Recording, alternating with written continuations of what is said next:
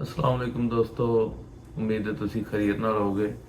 ਤੇ ਇੱਕ ਤੁਹਾਡੇ ਨਾਲ ਛੋਟੀ ਜੀ ਗੱਲਬਾਤ ਦੀ ਸਾਂਝ ਪਾਣੀ ਸੀ ਕਿ ਤੁਸੀਂ ਦੇਖਿਆ ਹੋਣਾ ਹੈ ਕਿ ਪਿੰਡਾਂ ਥਾਵਾਂ 'ਚ ਤਾਈ ਡਾਕਟਰ ਜਿਹੜੇ ਬੈਠੇ ਹੁੰਦੇ ਨੇ ਉਹਨਾਂ ਦਾ ਵੀ ਇੱਕ ਆਪਣਾ ਰੰਗ ਢੰਗ ਹੁੰਦਾ ਹੈ ਕਿ ਉਹਨਾਂ ਨੂੰ ਚਾਰ ਦਵਾਈਆਂ ਦੇ ਗੋਲੀਆਂ ਦੇ ਕੈਪਸੂਲਾਂ ਦੇ ਤੇ ਬਾਕੀ ਸ਼ਰਬਤਾਂ ਦੇ ਕੀ ਨਾਂ ਆ ਗਏ ਤੇ ਟੀਕਾ ਲਾਣਾ ਆ ਗਿਆ ਜਾਂ ਬੋਤਲ ਲਾਣੀ ਆ ਗਈ ਤੇ ਉਹ ਜਨਾਬ ਡਾਕਟਰ ਬਣ ਗਿਆ।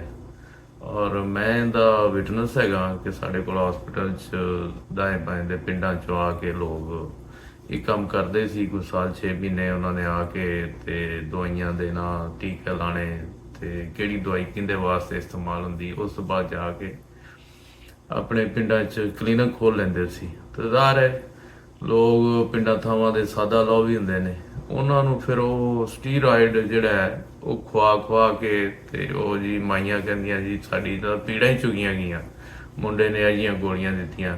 ਐਂਡ ਤੇ ਫਿਰ ਜਦੋਂ ਕੰਮ ਵੱਧ ਜਾਂਦਾ ਫਿਰ ਉਹ ਕਹਿੰਦੇ ਨੇ ਜੀ ਹੁਣ ਤੁਸੀਂ ਨਾ ਵੱਡੇ ਡਾਕਟਰ ਕੋਲ ਜਾਓ ਤੇ ਜਾਂ ਫਿਰ ਜਿਹੜਾ ਉਹ ਬੜਾ ਮਸ਼ਹੂਰ ਹੈ ਕਿ ਇਹਨੂੰ ਲਾਹੌਰ ਲੈ ਜਾਓ। ਤੇ ਜਿਹੜੇ ਤਾਈ ਡਾਕਟਰ ਨੇ ਇਹ ਸਾਡੇ ਮੁਆਸ਼ਰੇ ਦਾ ਇਹਦੇ ਖਿਲਾਫ ਆਪਰੇਸ਼ਨ ਕੀਤਾ ਹੈ ਲੇਕਿਨ ਉਹ ਆਪਣੀ ਜਗ੍ਹਾ ਮੌਜੂਦ ਨੇ ਔਰ ਇਹ ਬੜਾ ਵੱਡਾ ਮਾਫੀਆ ਹੈ ਔਰ ਕਿਸੇ ਨਾ ਕਿਸੇ ਅੰਦਾਜ਼ ਦੇ ਨਾਲ ਜਦ ਤੱਕ ਜਹਾਲਤ ਹੈਗੀ ਹੈ ਗੁਰਬਤ ਹੈਗੀ ਹੈ ਉਹਦੀ ਮੈਂ ਇੱਕ ਰੀਜ਼ਨ ਜਿਹੜੀ ਸਮਝੀ ਸੀ ਉਹ ਇਹ ਸੀ ਕਿ ਚੁੱਕੇ ਸਾਡੀ ਜਿਹੜੀ ਬਾਇੰਗ ਪਾਵਰ ਹੈ ਪਰਚੇਜ਼ਿੰਗ ਪਾਵਰ ਹੈ ਸਾਡੀ ਜਿਹੜੀ ਪਸਲੀ ਹੈ ਯਾਨੀ ਪੈਸਿਆਂ ਦੇ ਇਤਬਾਰ ਨਾਲ ਉਹ ਏਡੀ ਨਹੀਂ ਹੈਗੀ ਕਿ ਅਸੀਂ 100 ਕਰਕੇ 500 ਖਰਚ ਕਰ ਲੈਂਦੇ ਹਾਂ ਲੇਕਿਨ ਇਕੱਠਾ ਨਹੀਂ ਹੁੰਦਾ ਸਾਡੇ ਤੋਂ। ਤੇ ਉਹਦਾ ਇਹ ਨਤੀਜਾ ਹੈਗਾ ਹੈ ਕਿ ਪਿੰਡਾਂ ਥਾਵਾਂ 'ਚ ਜਿਹੜੇ ਕੋਈ ਗੋਲੀਆਂ ਲੈ ਕੇ ਜਾਂ ਟੀਕਾ ਲਾਉਣ ਵਾਲੇ ਬੈਠੇ ਨੇ ਉਹ ਯਾਨੀ ਉਹਨਾਂ ਦਾ ਮੇਲ ਮਿਲਾਪ ਵੀ ਹੁੰਦਾ ਇਸ ਲਈ ਉਹਨਾਂ ਦਾ ਕੰਮ ਚੱਲਦਾ ਰਹਿੰਦਾ ਤੇ ਪਿੰਡ ਵਾਲੇ ਵੀ ਕਹਿੰਦੇ ਨੇ ਵੀ ਚੰਗਾ ਹੈ ਮੁੰਡਾ ਜਿਹੜਾ ਨਾ ਉਹ ਸਾਡੇ ਵੇਲੇ ਸਵੇਰੇ ਕੰਮ ਆ ਜਾਂਦਾ ਹੈ। ਲੇਕਿਨ ਉਹ ਜਿਹੜਾ ਜੋੜਾਂ 'ਚ ਪੈ ਰਿਹਾ ਹੁੰਦਾ ਉਹ ਫਿਰ ਬਾਅਦ 'ਚ ਪਤਾ ਚੱਲਦਾ ਹੈ ਕਿ ਇਹ ਕਿੰਨੇ ਕਿਹੜੀਆਂ ਦਵਾਈਆਂ ਖਵਾਤੀਆਂ ਸਾਨੂੰ। ਇਸੇ ਤਰ੍ਹਾਂ ਇੱਕ ਬੋਕੀਆਂ ਜਿਹੜੀਆਂ ਨੇ ਨਲਕੇ ਦੇ ਬੋਰ ਕਰਨ ਵਾਲਾ ਬੰਦਾ ਉਹਨੂੰ ਵੀ ਸੁੱਝੀ ਉਹਨੇ ਕਿਹਾ ਕਿ ਇੱਥੇ ਇੰਨੀ ਮਿਹਨਤ ਕਰਨੇ ਆ ਤੇ ਕੰਮ ਉਹ ਕਿਸੇ ਕੋਲ ਬਹਿੰਦਾ ਉੱਠਦਾ ਸੀ ਉਹਨੇ ਵੀ ਗੋਲੀਆਂ ਤੇ ਟੀਕਿਆਂ ਦੇ ਨਾਂ ਤੇ ਸੀਰਪ ਜਿਹੜੇ ਸੀ ਉਹ ਕੁਝ ਸਿੱਧੇ ਕਰ ਲੈ ਤੇ ਉਹਨੇ ਵੀ ਆਪਣੀ ਇੱਕ ਦੁਕਾਨ ਪਾ ਲਈ ਜਾ ਕੇ ਪਿੰਡ ਦੇ ਵਿੱਚ।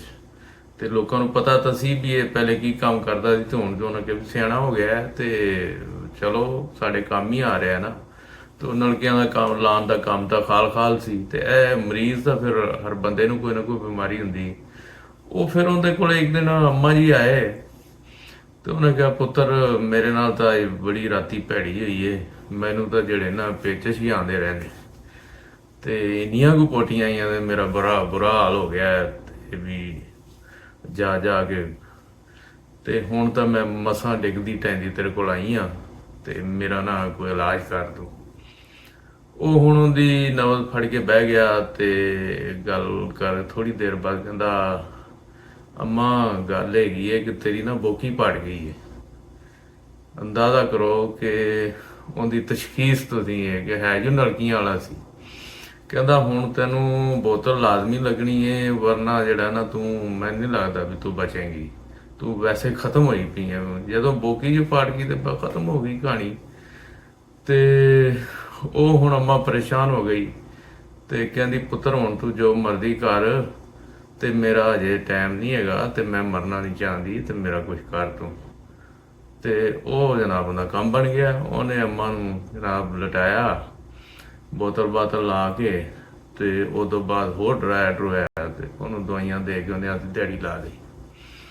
ਤੇ ਇਸੇ ਤਰ੍ਹਾਂ ਸਾਡੇ ਜਿਹੜੇ ਇਸ ਵੇਲੇ ਮੁਲਕ 'ਚ ਹਾਲਾਤ ਨੇ ਇਹ ਜਿਹੜਾ ਵਾਕਿਆ ਹੈ ਇਹਦਾ ਉਹ ਜਿਹੜੇ ਮੌਜੂਦਾ ਹੁਣ ਬਿਆਨ ਹੈ ਕਿ ਜੀ ਸਿਸਟਮ ਕੋਲੈਪਸ ਹੋ ਗਿਆ ਉਹਦੇ ਨਾਲ ਕੋਈ ਮੇਲ ਤਾਂ ਨਹੀਂ ਬਣਦਾ ਤੇ ਮਹਿਜ਼ ਇਤਫਾਕ ਹੀ ਹੋਏਗਾ।